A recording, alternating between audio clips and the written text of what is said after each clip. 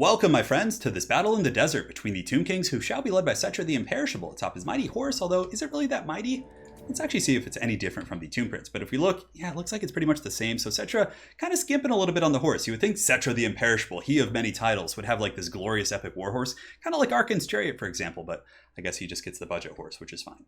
So he's going to be facing off against the Empire, who shall be led by Karl Franz, and Karl's going to get in there. You know, he's got Gal Maraz, he hits hard. Certainly going to be a glorious showdown between him and Cetra. We're on a Tomb King's map, so perhaps the Empire took a bit of a crusade down here to stop the Tomb King advance in the north. Although I feel like the Empire would actually wait, right? They would be like, all right, so the Tomb Kings are coming up from the south. Let's just let them wipe out the Greenskins and, take care of those other threats. And then when they get to the dwarves, our buddies, we can go help them. But anyways, I guess the Empire got a little bit overzealous here. We'll see how it goes. So for the army here in the front line, we have Skeleton Warriors and Tomb Guard. Tomb Guard are a good choice. They beat pretty much all the Empire infantry with the exception of Greatswords. Greatswords do have weaker stats, 32, 41, 42 here, and the Greatswords are 32, 30, 32. So the stat line slightly favors the Tomb Guard. Granted, there is a bonus for his infantry on Greatswords, and the big thing is their armor. The armor is really a big difference because Tomb Guard don't really have the best armor piercing values. And 7.3k HP compared to the Greatswords, who have 6.8. So yeah, a little advantage there for the Tomb Guard. So Skeletons and Tomb Guard in the front. It's going to be 2 Skeleton Warriors, 3 Tomb Guard. Should be pretty good. 2 groups of Nekar Horsemen, which honestly, they can put up a decent fight against like Empire Knights because their stats are just better. But again, they do struggle against the armor, and I just use them as a battlefield control unit, backline harass. Nekar Horsemen, as far as like light cav go, I think are one of the more cost-effective units of their type of the game. We do have a couple archers as well. So we got skeleton archers. Oh man, I just ate, sorry about that burp there. I just ate so much pierogi. So Anna's in Poland right now, and I'm feeling a little bit, I'm missing her. So I went to my local store, and on the shelf there was like, they have this new thing there. It's like pierogi by like some, I guess, Polish chef here in the United States. And I was like, oh, hell yeah. So I just got like a massive thing of pierogi and just ate that. It was so good. Skeleton archers here, we have the Blessed Legion. So his build is very much designed to kill a Bow Shopti build, and I typically play with Bow Shoptis. It's one of my favorite ways to play Tomb Kings, and I was kind of expecting that he would bring something like this. The map was very open. Why not bring a bunch of cannons? So even if I had like 3 Bow Shopti, the great cannons would tear me to shreds. So I went wider using archers, which aren't a great target for cannons. So you have the Blessed Legion of Demonetization, Skeleton Archers, King Nikesh's Scorpion Legion in the back. These guys are a great anchor piece. If something's getting into your back line, they have poison, they have anti-large, they're just solid. For our leadership, we have Cetra and a Tomb Prince, a pretty good little goon squad. And people have to be careful. If they try and goon out the Tomb Prince, for example, he does have a curse, which actually rampages units, and this catches so many people off guard. He does also have the Blade of Setep, so you can lower armor and physical resist of a unit, at which point you focus them down with all your archers, and it can be really good with stacking the Blessed Legion. So we have the Necropolis Knights here in the back, and for the Empire, we got Karl Franz, a Light Wizard, so definitely some sniping potential, and a Life Wizard in the back, so pretty wide on the casters, but he's probably just going to be using nets and healing from the other caster, so I really have to be careful. Those nets, if I get out of position and the cannons just shoot me and the guns shoot me, it's going to be devastating, especially with Karl sniping. So Karl, Light Wizard, Life Wizard, he does also have 2 groups of Empire Knights. Front line's going to be Great Swords and Sigmar Sons. Silver Bullets here, 2 cannons in the back, and 2 Spearmen. So one of the cannons is going to be the Hammer of the Witches. And guys, I also have a sneaky Skeleton Horseman. Now this catches so many people off guard. If you hide it in the very corner, it sometimes is like really hard to see in the minimap, like if you're not just like really looking at it. So I recommend doing that in like every match. It's always worth it. So battle's underway here, and it looks like the cannons are going to be shooting at Nekar Horsemen, which is unfortunate, but it's not the worst case scenario. I'm going to be keeping my Necropolis Knights out of range of the cannons initially. You'll see in a moment here, I'll pull them back once I do take a cannon shot. I'm like, oh no, sneaky snakes do not want any of that shit. So we're going to be pulling back here and trying to get, out of range of those guys because the cannons have already killed 3 models, which I can't resurrect those. Karl Franz, in the meantime, going to be going for some free skeletons here, and he gets some damage. It looks like he takes out 6 models. My Nekar Horseman will countercharge him just to kind of keep him honest.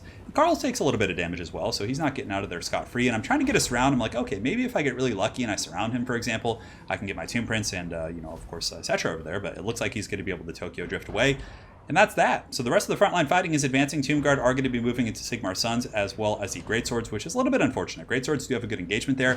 But here I'm trying to force a fight. Net Advantage Talk. Really nice play there by Hadrius, and you can see a countercharge coming in from the Empire Knights.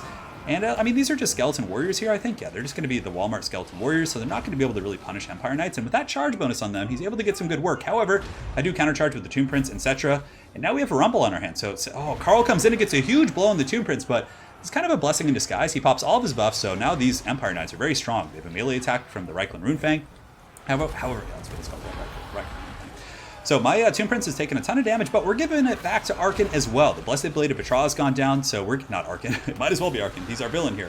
Karl Franz is going to be taking a ton of damage here from Cetra and the Tomb Prince. Massive, work coming in, and he tries to escape here, but he got my Tomb Prince too low, and when the Tomb Prince got low, I used my curse. which rampages him for a long period of time. He's going to be cursed here, just not good stuff for him. And over here on the far side, my Blessed Legion and my archers are just taking out the silver bullets, and in the meantime, these skeleton horsemen have caused a lot of disruption here in the back line. So a big alpha strike coming in, and you can see Karl Franz is going to be getting taken down probably here by Setra. I don't know if he's going to be able to get away. Setra is an amazing anti-large duelist, especially when he does have the Blessed Blade of Petra, and it looks like Karl Franz might actually just shatter. So the Emperor, oh, and the shank coming in from Setra with the prison shank in the back. Karl Franz has been smoted upon the desert here, and now we're going to be advancing into the back, trying to get these Empire Knights, and you can see this is going to be great. The sneaky snakes have finally emerged from their hiding in the back. My archers, in the meantime, are going to be taking some good shots here against the Jade Wizard, trying to get him down. There's one cannon online. The Skeleton Horsemen were able to outmaneuver some spears and shut down the Hammer of the Witches, which is huge. And on the far side, we have our Nekar Horsemen dueling the Empire Knights, which actually seems to be a pretty even fight, which is pretty hilarious. And here it looks like the Greatswords are winning the fight against Tomb Guard, but like I said, it's not that bad. I mean, we'll probably get them down to about 30-40% before the Tomb Guard, buckle off. I would call that a pretty decent little trade. So over here, I'm going to be maneuvering my skeleton archers. I saw some Empire troops starting to break through. I figured the Greatswords were going to get through soon, so were Sigmar's sons. So I need to kind of pull back to my strong point in my army. So right here, Setra and the Tomb Prince going to continue grinding down Empire Knights, but at this point I was like, oh, maybe let's try and get back here. But I was like, oh no, he has a Light Wizard, so he could actually net me down. So I pull back, I disengage from that, but he was able to get the silver bullets in that cannon online. Oh, and the blast coming in! The Shem's Burning Gaze is able to just wreck my Tomb Prince right there, so really unfortunate stuff. He's probably going to be crumbling in just a moment and will be no more. You can see 225 HP. Skeleton archers are going to be advancing forward, trying to finish off the silver bullets. Bows are very good against powder units, although silver bullets do have better range than skeleton archers. And you can see some spearmen are surging in, so I'm going to be pulling forward the King Nikesh's Scorpion Legion. And these guys are going to be trying to intercept and block up these spearmen right here, and they should do just fine doing that. So Setra's kind of in a weird place. He's a little bit amongst spears. I wanted to use Wrath of Petra. I think I already did, maybe off camera there, but I'm going to be trying to snipe out his Light Wizard. He was able to get my Tomb Prince. I'm not sure why I even ran. I should have just stayed in 5. It was a little bit silly, but anyways, I'm going to be pulling in. I really need to get his characters because even though I'm a little bit ahead in the bounce of power, the game's certainly not over. A lot of his Greatswords and other troops are doing very well in their infantry fights, so I need to kill a couple casters here. So you can see that, it's a Jade Wizard actually on foot. That's why he's a bit of a smaller target. Well, oh, Setra coming in with the lance! And Setra's going to be making some good contact here. It's very, very hard. And the melee defense on the Jade Wizard is only 30 against the 60 of Setra. And the Blessed Blade going down, you can see the Jade Wizard is just going to be getting punished by arrow fire and just all kinds of treachery. So the Blessed Legion is going to be falling back. Skeleton archers are going to be falling back as well because the state troops have broken through, and you can see they're going to be pursuing this one group of skeleton archers here. So how fast are we? 31 against 30. So we're actually, those bony boys who have no muscles on their legs are actually faster than the spearmen. I don't think that really makes sense, but I guess they're undead, and it's magic, right? So you can't really question it. So here in the back, we are able to get some Nekar Horsemen and our Sneaky Snakes up and around. Now that we've dealt with the Empire Knights and a lot of the backline defense, we're going to be able to kind of sweep through and just have our way here. So the Great Cannon is taken out by the Nekar Horsemen, and you can see the Nerkopolis Knights are going to be taking some Last Samurai shots. Really, these silver bullets, getting some heroic shots in there as they go. And yeah, the silver bullets are going to be falling here in a second, though. Once the Sneaky Snakes get in there, it's pretty much game over. So the Life Wizard shattered, and at that point, it's going to be the last hope for the Empires. I do use my Shopti Summon here to kind of clean up and make sure that I have the deal sealed. Here in the back line, a couple of Empire horses running. And I think there's some Sigmar Sons fighting. I think that's why the battle's still going. Greatswords did pretty good, honestly, though. They chopped through my Tomb Guard and were able to get into the secondary line. And I had to invest quite a few resources. So I really do like the Empire pick there.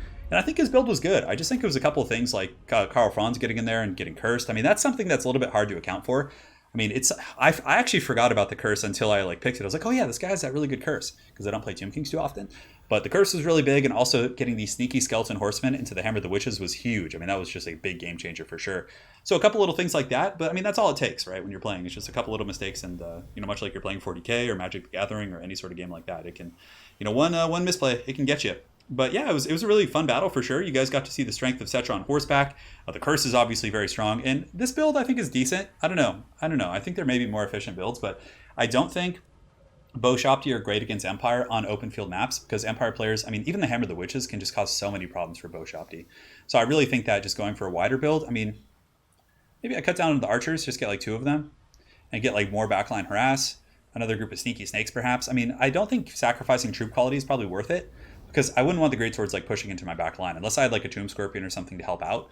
Tomb Scorpion would have been maybe okay here. Karl Franz is very efficient at killing those type of things, especially with nets and cannons, so I mean, cannons aren't the best against Scorpions because they're low center of gravity there, but I don't know, it's hard to say. I'm not the best Tomb King player. I'm decent for sure, but yeah, I got to think about what build I would bring. I used to love bringing Bow Shopti until I played a couple Empire players who really just went ham with the cannons. Although I think you could go Bow Shopti still if you really compensated for shutting down the cannons with other elements, like using using frickin' carrion and just like really swarming on those guys while your bow shop, you just shoot things up and your chariots are going through. So I think there's a way to make them work still, even against cannons, but perhaps something to explore for another day. So very well played, Hadries. Hopefully you guys enjoyed this Tomb King vs Empire showdown, and looking forward to seeing you guys next stream. Take care.